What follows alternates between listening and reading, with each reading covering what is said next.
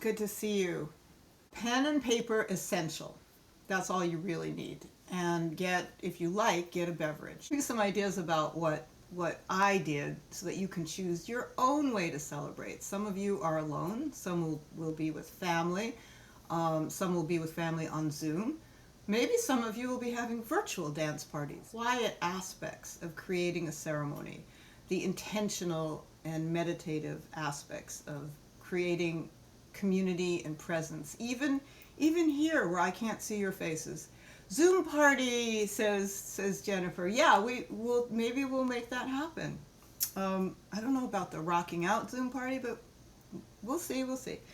I like the idea of games. Anyway, so everybody by now hopefully has their pen and their paper. Let's start with a little miniature ceremony for us right here. I think that we will start by lighting a candle, and as we light this candle, I'm going to make an intention.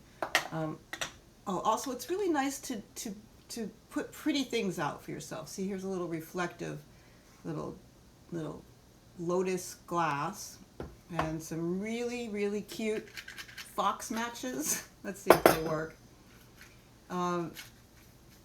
Doing really kind, nice, uplifting, beautiful things for yourself right now is a great way to to close the old year and start the new year.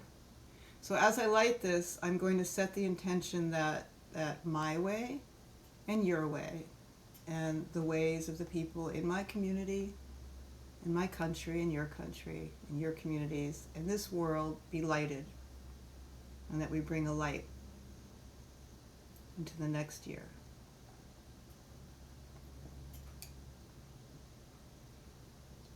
And I invite you to do the same. That you can, if you do have a candle, you can light your own candle, or you can do it, you can use my candle, or you can do it when you do your ceremony later tonight. I mean, some people will have a bonfire, but I do suggest that you bring a light, a real light. You can even just, I've got some really nice little, can you see them, little Japanese lights here? Christmas lights. I mean, it's kind of a worldwide tradition to bring light. But what we're adding to it for sure is sharing it, the idea of why we're doing it and why we're sharing it. Incense, creating a beautiful smell, and this is some really nice Tibetan incense that I got through the monastery in Woodstock, and they're closed right now to the public. And that was another one of my yearly traditions that I had for more than 10 years, which was they have first light ceremonies, which we would get there before the sun came up or just as it was coming up, and all sit in the shrine room and say beautiful prayers of peace and love for the coming year. But they'll be doing that this year online. I'm not sure what method, but they'll be doing that this year. It's wonderful. You get a chance to make intentions and pray with others. And this morning I saw the Karmapa, and I saw Kala Rinpoche. He was in Paris. And some really wonderful Tibetan Buddhist teachers who have been with me and with their students throughout the year. And we all have our sources that we go to for support. So I'm going to ring the bell right now. And if you have an instrument with you or you want to clap your hands, I'm going to ring the bell, and then we'll set an intention for this ceremony right here. So as I ring this, I set the intention and the wish that others will hear the sweet music of good things to come.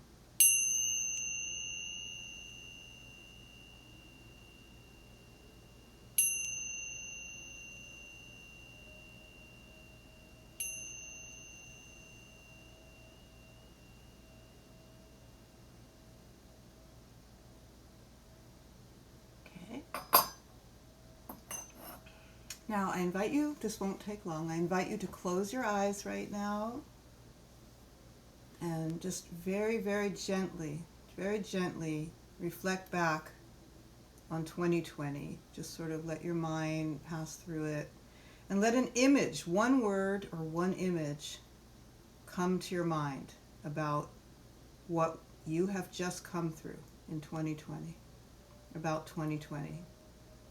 And then when you're ready, Just let that simple image and trust it, whatever comes, whatever word, whatever image, simple, don't judge it. And when you're ready, open your eyes and write it down, whatever came to you. And if you like, you feel free to share that word or image or keep it to yourself. It's often very personal. And now when you're ready, close your eyes. Close your eyes again. And think about the coming year, 2021. Don't think about it, just let an image or a word come to your mind about the coming year. Just whatever it is, the first one that comes into your mind. An image or a word about the upcoming year. And when you're ready, open your eyes and write that one down. Oh, I see that Jennifer shared an orange. I love it. I love it. That could mean so many things. It's a beautiful, fresh metaphor, and I think she's referring to the past year. If you're just joining us right now, we're doing some ceremonies, some opening ceremonies before we delve into looking at the past and opening the way to the future. So get a pen ready and get some paper and just follow along wherever you came in. So now, as far as the image from the past year, that's a very rich image or word. Play. Okay. Someone else shared the word play. Very good. Again, it doesn't really matter whether it was last year or the upcoming year. As for the future, I'm not going to pretend that some people wouldn't have a fearful image or a negative image. So I just want to say that whatever image came up for you, it might have been neutral, but if it was negative, that look at it as if that is what you will be transforming and overcoming into a positive next year. So both words, both images, quite rich. I'm going to leave you with them because we're not fully doing a workshop here and we wouldn't have time. It would be an all-day situation. So just we're gathering material. Right now we're talking about ceremony. So if you've just joined us, very important, I mentioned the beverage. So now I would like to pour my beverage, which was some nice hot coffee, and invite you to do the same. Pour yourself a cup, and as I pour this, I'm offering it to the world, that all beings, the thirst of all beings might be quenched, whether they are literally thirsty for fresh water, whether the forests and trees need water, or whether it's more of a metaphorical quenching. So I offer this to you too, and together, if you have a beverage, let's drink, or you can have a sip from my cup. I love this cup. It says, "Do all things with kindness," and it's pink. It's kind of a cool cup. All right, so we had the sound, and we had the light, and we have the drink that we're sharing together. So let's keep moving on, and I still have the words orange and play in my mind. They're really nice. So ceremony. Okay, yeah. So as far as your own ceremony, when you sit down, let's talk about what you're going to do later. We're having a ceremony now, so you get a real little taste of what it's like. And then later, whether you're by yourself or with a friend or family or a spouse, or cat or dog, it's your opportunity to plant a seed for the future and for a new way of experiencing New Year's. But you might already have a very rich tradition, and if so, enjoy. So it could be as simple as just deciding to sit down at 6 o'clock or even at 11:30 at night with a stack of magazines. I'm going to tell you a little technique later for making a quick New Year's collage. Or you could have a beautiful little book, and we'll be talking about books. Or you could have a whole New Year's party with your friends. That's what we used to do. We did this Portuguese grape ceremony, and one grape at a time. We made wishes for each other and for the world. And some of you might have even been at my one of my gatherings, like even 10 years ago. And we also made little slips of paper. It was so beautiful with wishes, without knowing who they were going to. And then we each would take 3 out, or if there were 5 people, we would each get 5 and read them out loud. Just very intentional. And then we would have time to look back and ask questions about last year, the year before. And sometimes it was a decades party. Like last year was, I didn't have a party. I haven't had a party. I've done it alone for about 10 years, I guess. And last year we were coming into 2020. So I did a whole look back at the past 10 years. And I'll show you that because it was like the fastest, smallest book I ever did. I wasn't in the mood to delve deeply into the past. I wanted to get through those 10 years in a few pages. Whereas sometimes you'll want to spend an hour just really quietly reflecting and making your book look very beautiful, and sometimes even printing it up. I mean, it runs the gamut. And it also doesn't have to be just a book. But in any case, ceremony. You want to start with something with an intention. You want to bring delightful things into it.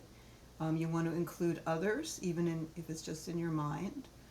You might keep in mind your heart and your body and all your senses as you do it. If you believe in a higher power, you might want to take refuge in that. And invent your own ceremony and trust it.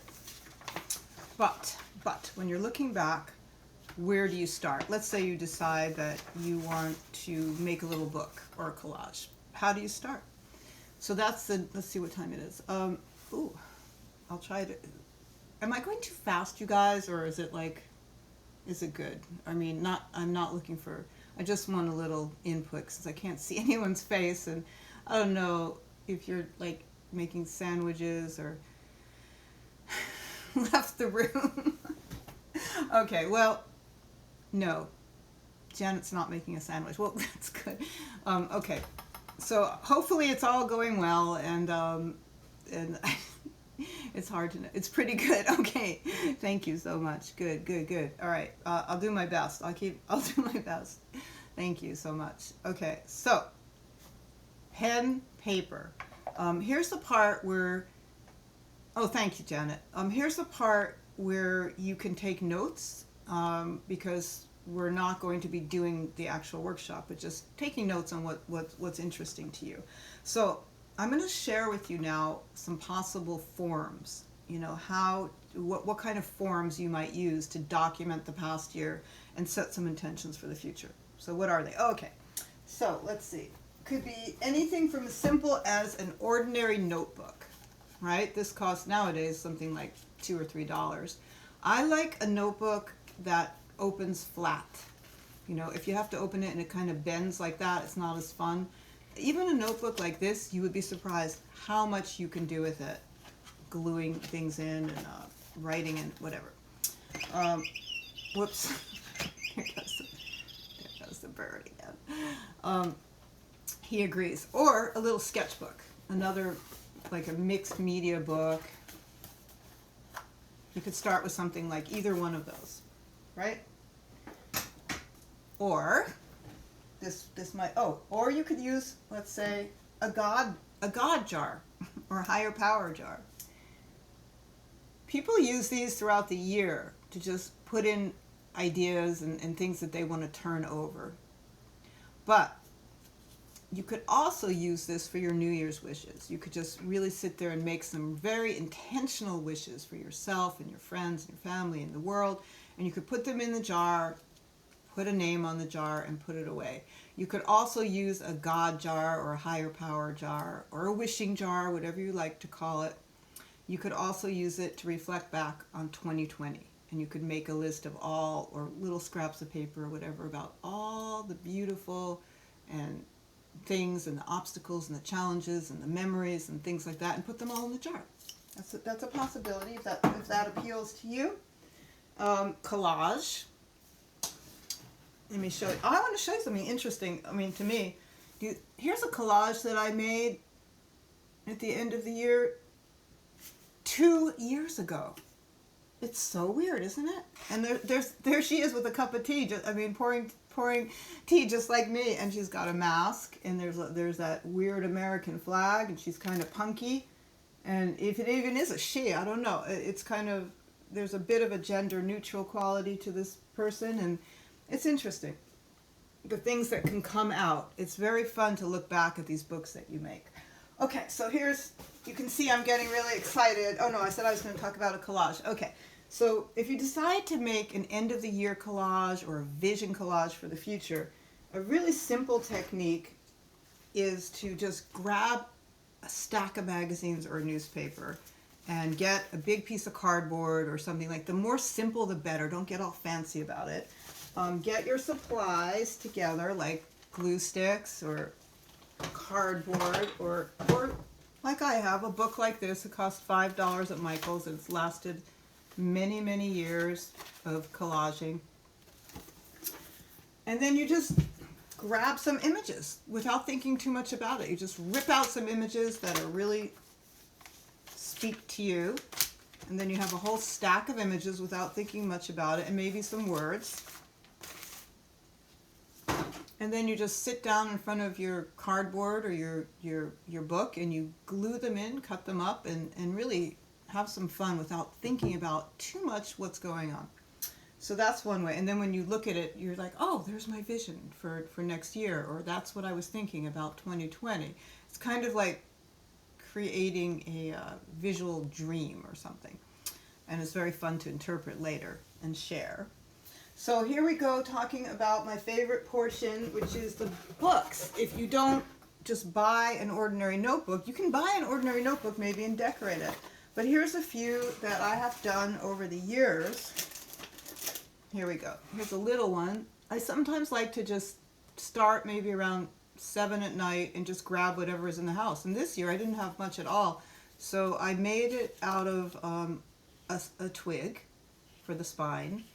And I took some scrap paper bag. Actually, it was the whole thing was made out of one bag, an ordinary paper bag that had, I guess, red on the outside. And I just, is there a staple? No, I sewed it together with a needle and thread. I sewed it around the spine. I just invented it. I didn't really think much about it. I'm not a seamstress, but anybody can just take a needle and thread, I think. Maybe. And then I just wrote 2017 reflections. I'm not sure what I reflected on here. Oh, I wrote things I bought, day trips, best books, most challenging, weird or interesting things. Here's one. I crushed on Maxi Priest. I taught a Vision Quest workshop. So with this particular book, I just let it all flow. I made a little pocket in this book. That's cute. Let's see what else. Tiny books. I've made tiny, tiny, tiny books. That reminded you of your school days. And then, oh, here's one that I didn't even write in yet. I think I was saving it for something special, and this is it. I'm showing it to you. It was cardboard. I had the idea, oh, I want to make sort of a Japanese accordion book. Never done that. And it's just fun to invent these things. I used some blue tape, some stamps of a tree.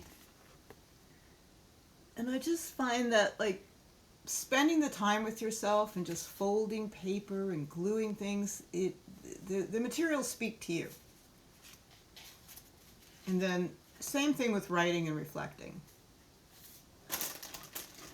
On the other hand, there are some people who have never done anything like this in their life, and maybe that requires a little more coaching, a little more input. Other people just, have been diving into this sort of thing forever. Another thing you can do is make yourself a deck. Get some uniform shaped cards. Like these happen to be square, but I have used plenty of times a stack of index cards. And you could make a deck with any topic you like about the past year. For example, animals that you saw in the past year. And if you think that I just whipped these out before in this morning, I did not. But it's just an example that I found. animals. You could also do adventures you went on in 2020. I have a friend who's attending today, and we found a way to take little miniature vacations together, socially distant, and they were really some of the highlights of my year. Another thing you can do is make a shield. Just cut a piece of, I did this with my grandchildren, make a round circle, put things inside that you care about or that you want to manifest or magnetize for yourself, or talk about the past year and ways that you showed up for people. I mean, I know that I'm going quickly and giving you overviews and hopping around, but hopefully you'll just be getting some inspiration. There's another book I made reflecting back on just my cat Comet, who died a couple of years ago, and I actually made the book for her and about her before she died. So I'm so happy that I still have it. It says Friends, and you could easily do a little book for last year that is just about the friends that you love, your friends in your life. So those are some ideas about form and content. And now moving along, let's see. Oh, images. Does anybody want some ideas about how to put images in your books? Anyone? Anybody? Anyone interested? Because I have taught this workshop. I mean, I have taught an image workshop before to the 1.5 people that are here now. And so you do know a lot about putting images in books. I'm not sure I need to give you a refresher. I don't hear anything from anybody. Let's see. So I'll just keep talking. Maybe we're disconnected even. Here's something I did in 2018 because I got a free offer for printing up a little book. It was super easy. I just used some FaceTime screenshots. Some Instagram screenshots. If you have Instagram, you do right now. It's a great way to look back at your year. Oh, thanks, Jennifer, and thanks, Janet. And just do screenshots of the past year, maybe add a few words, and then you have a little memory book that's very nice. It's really worth the trouble. It didn't take me long at all. This came from Collage.com, and they offered me it for free. What did I have to lose? It came in the mail. It was great. Oh yeah, here's all my other little books over the years. You don't have to get this detailed, but sometimes you might want to put some time, say after New Year's Day, into really putting a beautiful vision book together. And this was the one I did for last year, my vision book. 2020. I wanted to make a pretty book, sort of pretty, and I really had fun making this. I put a poem in it, just one poem about a tree, one image from a magazine, and then I wrote, "My goal this year is to complete my Woodstock memoir and have it be clear and true. My wish is that it will bring goodness to its private readers and that my family will heal." So I did write that book, and I think there was a lot of healing in my family this year. And that's it. Normally I make many, many wishes, but that was the one that I made, and it felt really good. I wrote it all year long, all 2020. And then I also had this in my book. Whatever happens in 2020, let it be about love. And I see there's a rainbow, and I did teach a rainbow club, offer it to my grandchildren weekly, and that was definitely the highlight of my year. Hopefully they enjoyed it too. And that was it. There's a lot of blank pages after. I think I thought I would end up filling something in, but the very end says categories. Here they are: love, love, and love. So those are my categories for 2020. As for the looking back, well, we're going to be running out of time. So let me talk about putting possible categories and lists and things into your book. I'm just going to throw it out. You can write it down if you like. Major joys of the past year, major challenges and difficulties and how you met them, people who showed up for you, purchases you made, silly things like favorite foods and walks and TV shows that you watched, things that got you through. For me, it was ice cream and Japanese shows. um, things you were grateful for, um, meals, blah, blah. And I mean, those are just some ideas. But back to the questions. And you can also fill your page with wishes of things that you would like to bring into your life. And we'll talk about that in a minute. Resolutions. Well, we'll talk about it now. So your resolutions are in two forms, either negative or positive. Um, I think it's great to start, like, to make a real resolution, not just be like, I want to stop gossiping, or I want to quit smoking, or I can't, want to lose weight. Is that you really reflect during your ceremony on your aspiration and your motivation. Why do you want to do this? Why is it important to you? And then you turn it into an action. And how do you do that?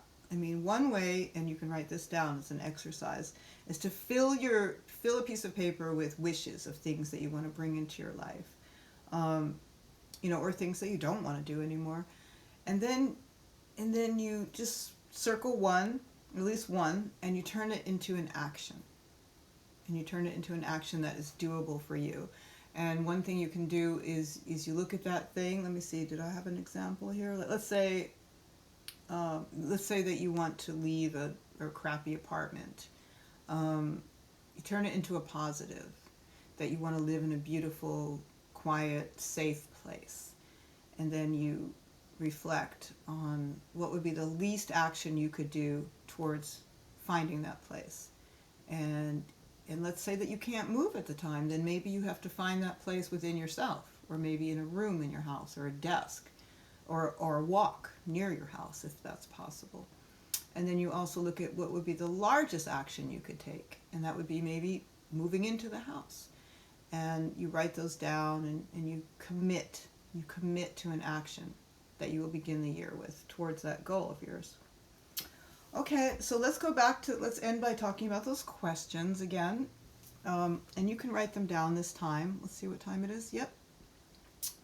Who did I give refuge to, or wisdom, or love, or laughter this year?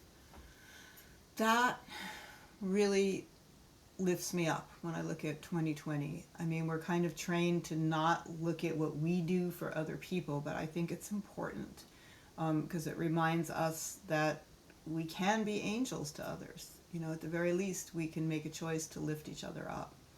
So just think about it, sort of not right this moment, but when you're on your own later, just reflect on who you helped and in what ways, and you might be surprised by the answers.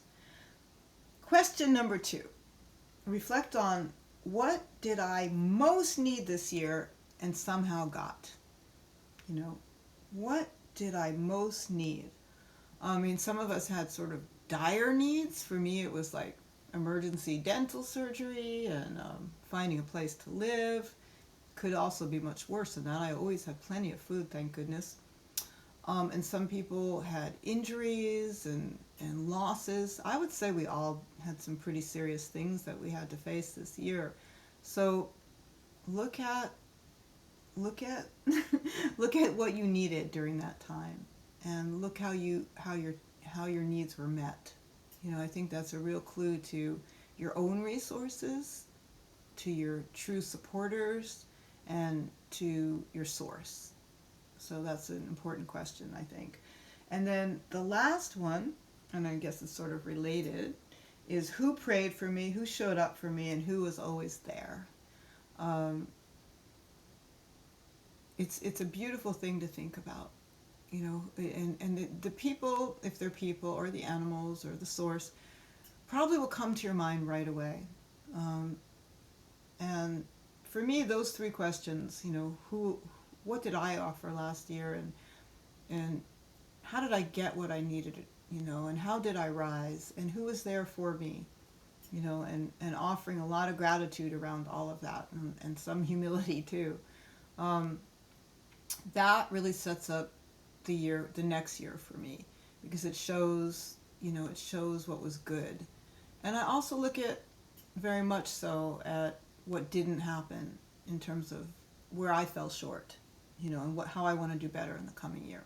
So that's it I'm sure I've left plenty of things out, but I hope that any of that's useful for you. And I wish you all, I love you guys and wish you all a very happy 2021. And I think we should all have Zoom parties and ceremonies and make books and make music, and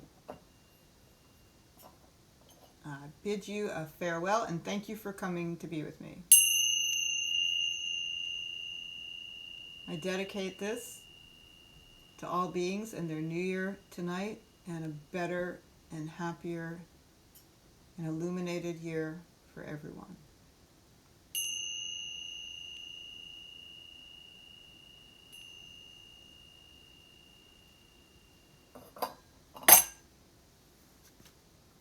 Thanks and bye.